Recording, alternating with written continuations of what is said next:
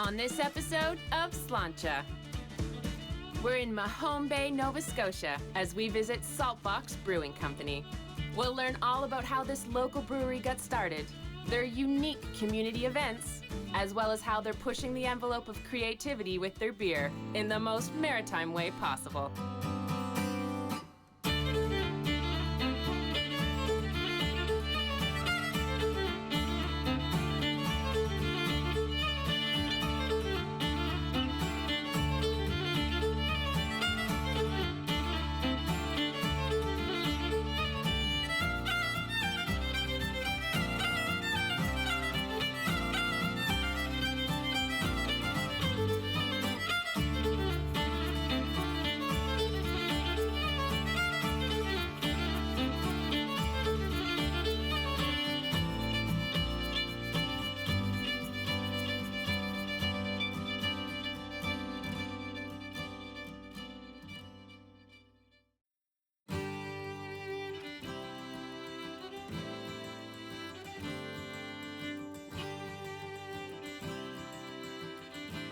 Today I'm headed to beautiful Mahone Bay, Nova Scotia to visit Saltbox Brewing Company.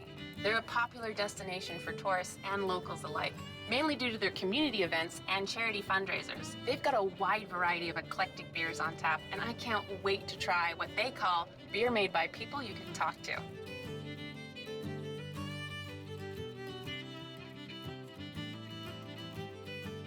To start off the day, we met up with one of the co-founders of Saltbox Brewing and the company's director of marketing and sales, Andrew. I was looking to get into the craft brewing business and just did a couple tours around the province visiting craft breweries, and had a friend who was a municipal councillor in Mahone Bay and said, there's a group of us that are kind of getting together and talking about craft beer and opening a community-based brewery in Mahone Bay, and would you like to come by? And I said, yeah, sure, that'd be kind of fun. And so after a couple meetings, it kind of fizzled out. We didn't really get a whole lot of traction. And then I got a call from him about a month later after the last meeting, and he said, there's a bit of a different group coming together, a bit of a different dynamic, and why don't you come by and talk to us and check it out once more. And at the end of the meeting, George Anderson, my current partner, raised his hand and said, all right, who's in? Who wants to do this? And I foolishly put up my hand, and off we went. So yeah, so off we go. Yeah, we just got off on the right foot immediately, and yeah, good relationship. Yeah. So what possessed you to do that? Were you always interested in brewing? No, I just saw the rise of craft beer. I mean, I'd travel internationally a tremendous amount, so I'd always tried different beer wherever I went, and it seemed like a great experience, and I always thought, well, it'd be fun to own your own brewery at some point. And so then I started growing hops in Dayspring to kind of ease into it and see what the brewing business was like a bit more, and and then it just kind of took off from there after the meeting, so. Yeah. So you use your own hops here as well? Yeah, in September we do a brew called Blue Nose 1850, and it's a light, cream-baked ale, and I bring all the hops here, and we have a community pick and on the patio, and it's a lot of fun. Yeah. That sounds really exciting. Yeah. You told me that the craft brew industry is on the rise. Where do you think the rise has been coming from? I think people are just looking for that unique experience and that more organic taste. If you've been in craft breweries and tasting craft brews for a number of years, and then you go back to, I don't know, pick a brand name, they just don't have the same flavor and so on. And craft brew is not something you're going to chug a lot of. You're going to have one or two, and that's probably enough. And you tend to spend a lot more time with it. I think people are looking for that sort of natural experience again. If somebody came in and they only wanted to try one beer, what would it be? I'd probably ask them a follow-up question of, have you tried craft beer before or not? And if they haven't, then I'd go for our None on the Run cream ale, because it's sort of our easy drinking. It's not heavily hopped or anything like that. It's got some honey, a little bit of sweetness in it. So and someone who has had some experience with craft beer, our Jesus Murphy Irish Red, just because I like saying Jesus Murphy every once in a while. So yeah. Where do you see Saltbox going in the future? What's your hope? My hope is that we don't lose track of how we got started and what this brewery has meant to the community. That's probably my hope, that we don't sort of lose sight. After learning of the beginnings from Andrew, I now wanted to talk to another co-founder of the company and learn a bit more about the family ties within Saltbox Brewing. So I knew that Mahone Bay needed a brewery, and I said, I know just the place we're going to do it. And we drove past, and he goes, that's my dead body. George did. Yeah. Here we are. So, and he's still here. He's still here. We're still together. He was wrong. Yeah. George has brings a whole lifetime of corporate experience to this that we've done here, and he said, well, we need to raise funds. We're going to raise funds. So we arranged a meeting down at the hub in Mahone Bay and invited anybody to come that was interested in developing a brewery. 2 months later, they had another meeting. I was actually in England at the time. They had another meeting, and Andrew turned up again. And George says he was the one that turned up at both meetings. He was our guy. So you didn't know each other before, necessarily? No, we didn't know Andrew.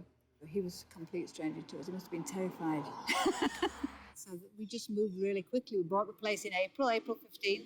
We were open by September 15th, I think. But we were not ready to open when we opened. We were filling grunters and growlers in the fridge all day long. We ran out of beer. It was good. It was That's good. no good first day. No, it wasn't, but that was all right. Tell me about the community's Oh, involvement. they've been tremendous, absolutely tremendous. It's just like a social meeting place here. It's become a hub of Mahone Bay, and we never expected that because I thought that when we opened it, all we would open was a brewery. So the tap room was just basically going to be a tasting room, but that's just taken on a life of its own. Do you have people coming in who don't taste beer, like beer normally, and We convince them to try until they find one that they like. and do they? Yeah, they do. That must be very rewarding. It is, yeah. Tell me about the events that you guys offer here. We have yoga, pints and poses. We have yoga on the deck, which is tremendous. We had tap dancers the other week. We have a Celtic session on a Sunday afternoon, which is tremendous. That has just developed into such an amazing afternoon. It started with maybe 3 or 4 musicians that came to play from the Buchanan's House of Music, and they invited people to come and jam with them, and they do. And at one point, I think that whole bottom table was taken up with musicians that were just there volunteering their time, playing fiddles and flutes and any other instrument they could bring. Andrew came up with the idea of doing the Soapbox Derby, and we decided that it couldn't be basically for our benefit, it had to benefit somebody else in the town. So we were using the road that runs past the school, and I said that's what we should donate, whatever we raised to. And we raised $3,000 for the school, which was fantastic. I think they were blown away by that. They didn't expect anything like that, but the cost of us running was minimal, so they got all the proceeds. It was brilliant. Local businesses don't need to do this. They don't need to raise funds. No, they don't. But I think it's just something we've developed into because we have such a strong sense of community from the people that come here. It's not something we planned. It just has developed. It's a tremendous atmosphere when the whole town's here, and you just feel it creates a need to somehow give back. That is wonderful. And you're doing a dory race. The dory racing, I know very little about that other than the fact that I am rowing in it. I have no idea where, how, but that's what I'm doing. So. Next up on Slainte, we meet up with Patrick to learn more about the growth of Saltbox, as well as the incredible variety of beers they have available. And we talk with George to learn the full story behind the names of their products and their brand.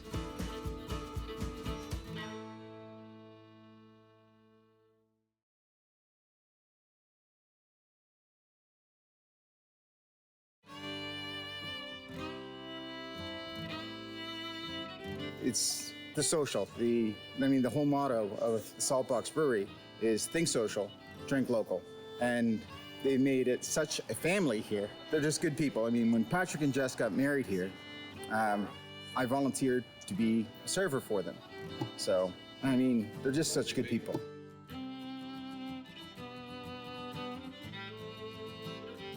As we continue our day at Saltbox Brewing Company, I wanted to learn more about the brand, as well as the beer. To do that, we met up with Patrick, one of the brewery's co-founders, and began by finding out what brought him into the craft beer world. Oh, I guess for the love of beer.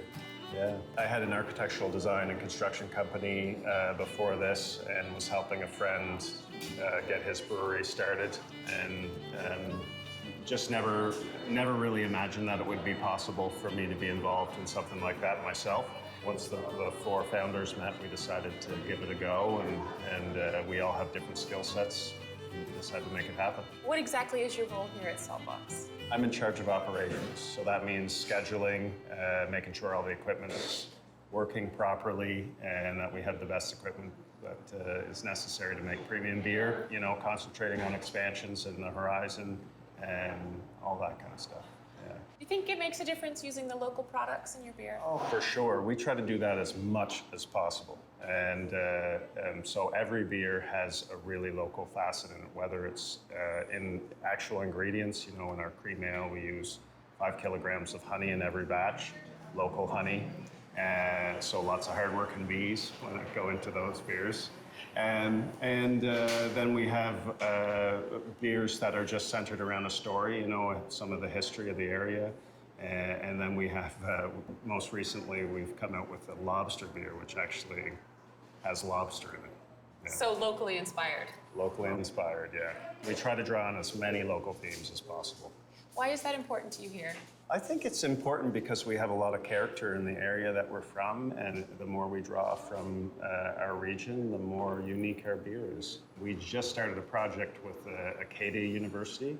They've been helping us harvest wild yeast, so yeast from around Nova Scotia that we're going to experiment with incorporating into our beer. So it's another way we can kind of make a truly Nova Scotian ale. And what do you expect the outcome to be? Something really unique, you know.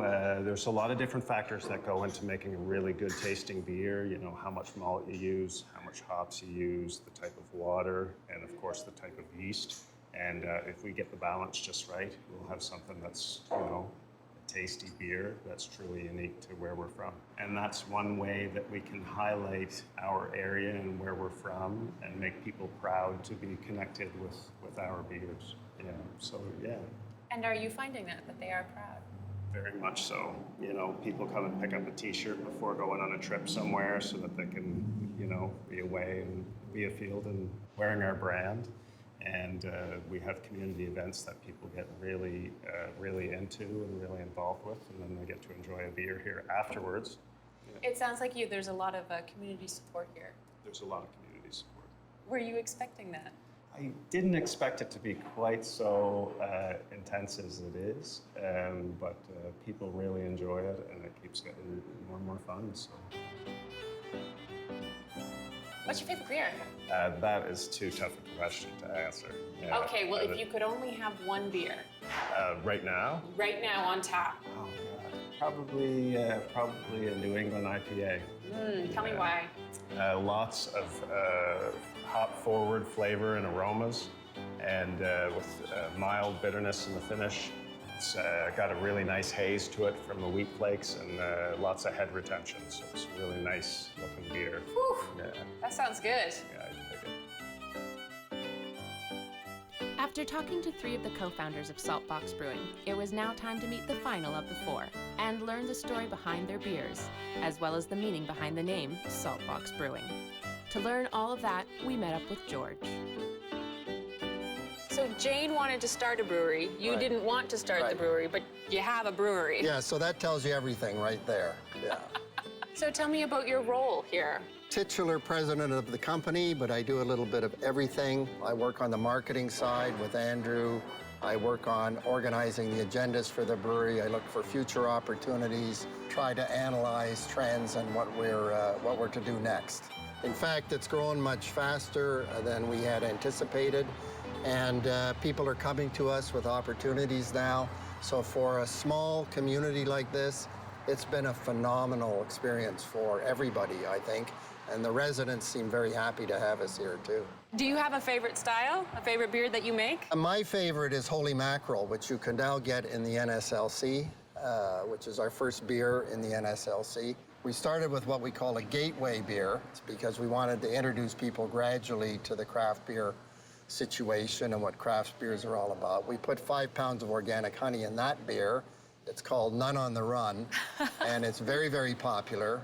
And then we have Holy Mackerel, and we have Jesus Murphy Irish Red Ale.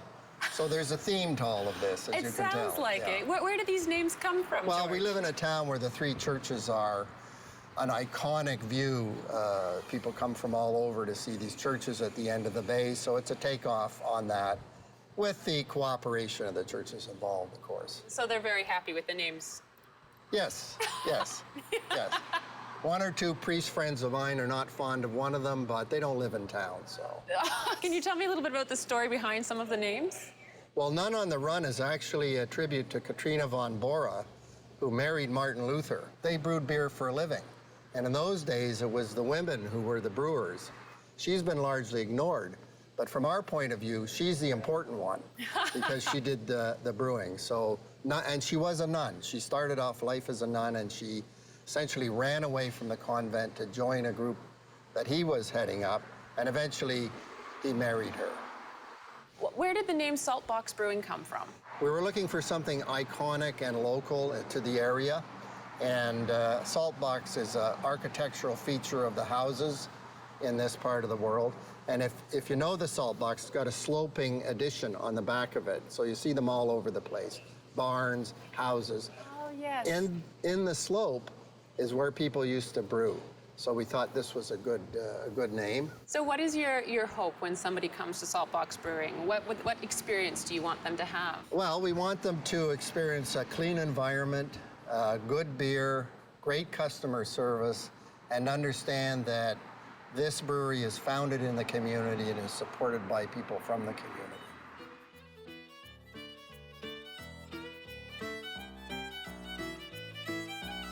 Next up on Slainte, we chat with head brewer Jeremy, as well as get a guided tour through the beer making process. And then we sit down with Patrick to try the beer of Saltbox Brewing.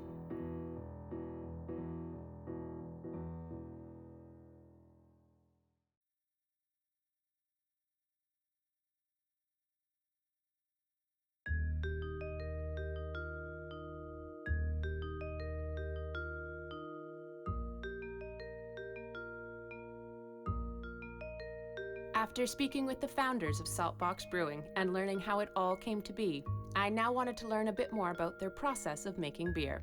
To do that, we met up with the head brewer, Jeremy. I had been brewing in Ontario for a while. I kind of decided I wanted to become a head brewer somewhere. This was a really good option, and they were looking for a brewer at the same time, so we met up, and I'm glad we did. Did you always know that you wanted to brew beer? I always wanted to. I knew I wanted to. I didn't know that that dream was going to become a reality. Here at Saltbox, is there a particular way that you're brewing or something that you're doing that's different that you love? One thing I really love about this place is we are constantly coming up with new beers. It's not just making your same 3 or 4 different brands over and over again. It's what are we going to do this month kind of deal, and it keeps things fun and interesting for us.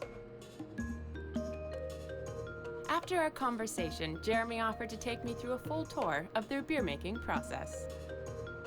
This is where we begin our brew day. We get our grains and we put them through the mill, get them all ground up. Then we put her in the mash tun. We let it sit there at about 67 degrees for about 75 minutes or so. At which point we start vorloffing it, which is just circulating it on itself and filtering it through the grain bed to clarify what is called the wort. Once the wort is clear, then I will stop circulating it and start transferring it over to the kettle over here.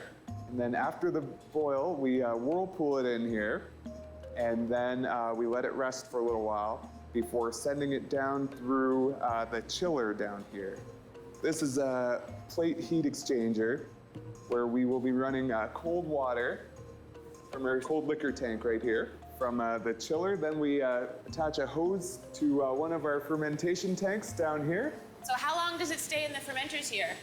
That depends very much on the beer, but I like to say around 2 weeks on average. 2 weeks on average. Yeah.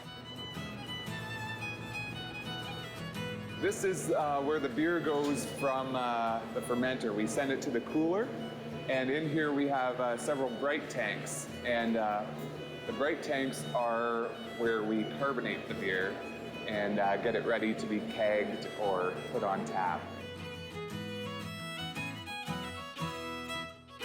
To end off our day, it was now time to try their incredible variety of beer.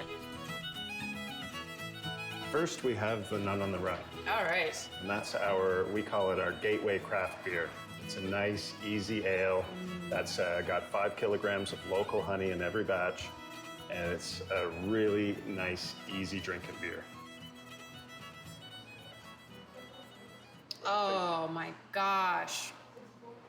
That is beautiful. I mean, some people when they have a lighter beer, they think it won't have any personality. Yeah. This is beautiful. Slight hint of sweetness. That's a hard one to put down. The next one we have is our Holy Mackerel Pale Ale. And that's a nicely hopped, but not overly bitter pale ale. And that one has Huel melon hops in it. Melon hops. Yeah, so you get a little bit of melony from the hops, a little bit of maltiness, nicely balanced beer. Very nice. Yeah, a little bitter on the front there. Yep. And then it just kind of rolls off the tongue. Exactly. Really nice. It's a little bit thicker on the palate. Viscosity is a little higher, but really lovely. Nice mouthfeel. Next is our Jesus Murphy Irish Red. And that's a more malt-forward red ale, obviously. So on that one, you're gonna get a little bit more toasty, kind of caramelized, toffee-like notes. Yeah. And not so much hops. There's hardly any hops.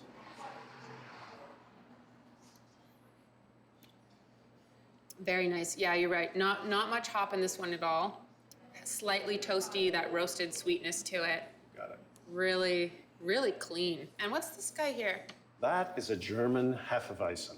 So that one, its primary characteristic comes from its yeast, and that produces flavors of banana and slight spiciness. Give it a shot and see. All right. Now, what inspired this one? You guys decided, because this is definitely a different style from the other ones that you got here. Exactly. Well, that one was inspired by our German heritage here in Lunenburg County. German customers really like it. They say it's very true to style. Oh. And a little taste of home. So Oh, wow. it's a really refreshing summertime drink. That's nice. Okay, I have to be honest. I am not normally a Hefeweizen girl. Oh, really? Really. This is really nicely balanced. It's a little bit more mild on the spice. Yeah, it's got that creaminess to it because of the yeast, but it's got a lot of really that, like you were talking to, that fruit, that banana kind of flavors going on to it. We actually add citrus peel to ours. Yeah, Orange peel. it's really nice. I can see myself drinking this one. All right, what's this last guy on here? Okay, so this is more of a New England IPA, American IPA style beer. More intensity on the hops, especially in the flavor and aroma. We dry hop with quite a lot of hops. Yeah, bitter, as you were talking about, bitter, that hoppiness, that grapefruit flavor is definitely there, that rind, like fresh grapefruit. It's got a smoothness to it I wasn't expecting. Definitely got a smoothness to it, and so there's actually wheat flakes in there too, and that'll add to this. Wheat. Yeah. Okay, I know we're only gonna do 5. Can Yeah. I please try your lobster ale? Yes, you can. So this one we actually added lobsters into the mash. This has got to be the most maritime thing I've ever had. Oh man. That is absolutely fascinating. It's wild, eh? You get that, kind of like a wash of almost like seawater, but and then as it hits the back of my palate and goes down, it's kind of like I've just been eating a piece of lobster. Yeah. And I can almost imagine the slightly buttered. Yeah. I'm not even kidding you. Yeah. This is really cool.